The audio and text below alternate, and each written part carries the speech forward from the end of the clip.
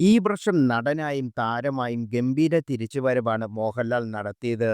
നായകനെത്തിയ 3 സിനിമകളും ബോക്സ് ഓഫീസിൽ വൻപൻ കുതിപ്പ് നടത്തിയ മോഹൻലാൽ ഇന്ത്യയിലെ ഏറ്റവും ഉയർന്ന ചലച്ചിത്ര ബഹുമതിയായ ദാദാസാഹിബ് ഫാൽക്കെ അവാർഡും സ്വന്തമാക്കി.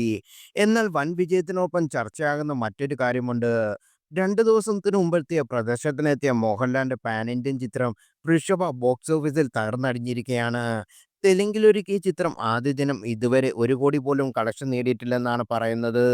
ഒരു പാൻ ഇന്ത്യൻ ചിത്രത്തിന് ലഭിക്കാന്ന് വെച്ച് ഏറ്റവും മോശം ഓപ്പണിംഗാണ് വിഷഫയ്ക്ക് ലഭിച്ചിരിക്കുന്നു എന്ന റിപ്പോർട്ടുകൾ.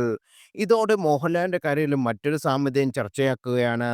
അടുത്തിടെ ഡിസംബറിൽ റിലീസാവുന്ന മോഹൻലാൽ ബിഗ് ബഡ്ജറ്റ് ചിത്രങ്ങളെല്ലാം ബോക്സ് ഓഫീസിൽ തിളങ്ങാതെ പോയിട്ടുണ്ട്. 2019 പുറത്തിറങ്ങിയ ഒടിയനിലൂടെ ഈ വ്യത്യസ്തമായ സ്ട്രീമിംഗ് ആരംഭിക്കുന്നത്. മലയാള സിനിമ കണ്ട ഏറ്റവും വലിയ ഹൈപ്പിലെത്തിയ ഒടിയൻ സോഷ്യൽ മീഡിയയിൽ ട്രോൾ മെറ്റീരിയലായി മാറുകയും ചെയ്തു. 2021 പുറത്തിറങ്ങിയ മരക്കാർ അറബിക്കടലിന്റെ സിംഹത്തിന്റെ സ്ഥിതിയും വ്യത്യസ്തമായിരുന്നില്ല. 2 വർഷത്തെ കാത്തിരിപ്പിനൊടുവിൽ തിയേറ്ററിലെത്തിയ മരക്കാർ ആദ്യ ദിനം തന്നെ ബോക്സ് ഓഫീസിൽ മരണപ്പെട്ടു വീണു. മോഹൻലാലിന്റെ സ്ലാങ് അടക്കം ട്രോളന്മാരുടെ ഇരയാവുകയും ചെയ്തു. മികച്ച സിനിമയ്ക്കുള്ള ദേശീയ അവാർഡടക്കം നേടിയ മരക്കാരനെ യാതൊരു ദാക്ഷിണ്യവുമില്ലാതെ ട്രോളന്മാർ വലിച്ചീറുകയാണ് ചെയ്തത്.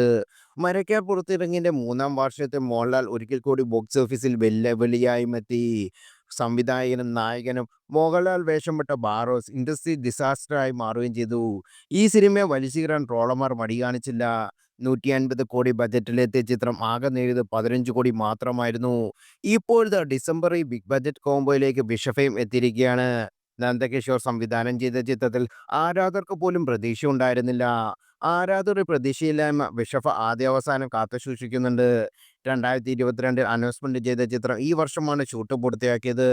തുടർച്ചയായ 3 ഹിറ്റുകൾ സമ്മാനിച്ച മോഹൻലാൽ പിന്നീട് ഭാഗമായ 3 സിനിമകളും ബോക്സ് ഓഫീസിൽ വേണ്ടത്ര ശോഭിക്കാതിരിക്കുകയാണ്. തെലുങ്ക് പാൻ ഇന്ത്യൻ ചിത്രം കണ്ണപ്പ അതിഥി വേഷം ട്രോൾ മെറ്റീരിയലായി മാറുകയും ചെയ്തു. ദിലീപ് നായകനെത്തിയ ഫാഫാബായിലും അതിഥി വേഷം ചെയ്തെങ്കിലും ആ ചിത്രം ബോക്സ് ഓഫീസിൽ വമ്പൻ വീഴ്ചയാണ് വീണത്. ഇപ്പോൾ വൃഷഭയും ഫ്ലോപ്പായി മാറിയിരിക്കുകയാണ്.